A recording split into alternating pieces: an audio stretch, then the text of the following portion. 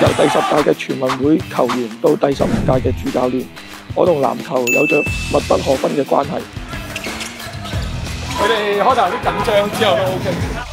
我出生喺澳門，祖籍東莞虎門。對我嚟講，澳門同虎門好似人生中兩種截然不同又相輔相成嘅節奏。咁喺今次小組賽完咗之後咧，有一日休息嘅，咁我就翻咗去虎門啦，揾我堂哥飲早茶。早晨，啱啱喺東莞啊嘛，跟住就專登過嚟呢度，過嚟喺南城嗰邊過嚟。南城好平，係啊。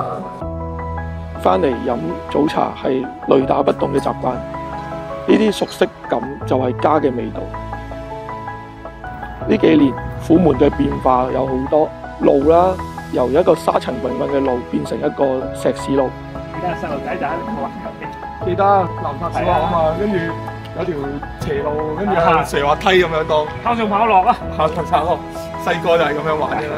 以前可能要好長時間，要6、7個鐘先翻到去，但係依家咧可能係個半鐘就翻到去。咁亦都見到周圍嘅環境啦，以前好多工廠。咁依家咧就有大廈啦、商場。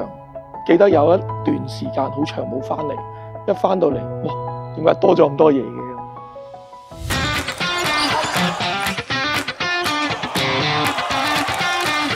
咁今次全運會咧就喺粵港澳3地舉行啦，好榮幸可以代表到澳門嚟到東莞比賽，聽到鄉音好似就喺主場一樣。舊年我哋粵澳杯嘅比賽咧就喺大朗。今次嚟到大朗1+1俱樂部，我希望將來可以帶到澳門嘅球員嚟到訓練，亦都可以把呢度先進嘅經驗咧帶翻去，為澳門籃球揾到借鑑嘅路徑。你哋嗰邊嘅比賽都比較少？少啊，係啊，所以如果呢度有搞比賽咧，我睇下有冇機會叫到澳門嘅球員。哦，有，因為澳門好缺乏呢啲場地。哦，可以啊，到時如果有需要都可以過嚟得練。作為東莞青年會嘅副會長啦，同埋虎門同鄉會嘅監事長，呢個係一個使命嚟嘅。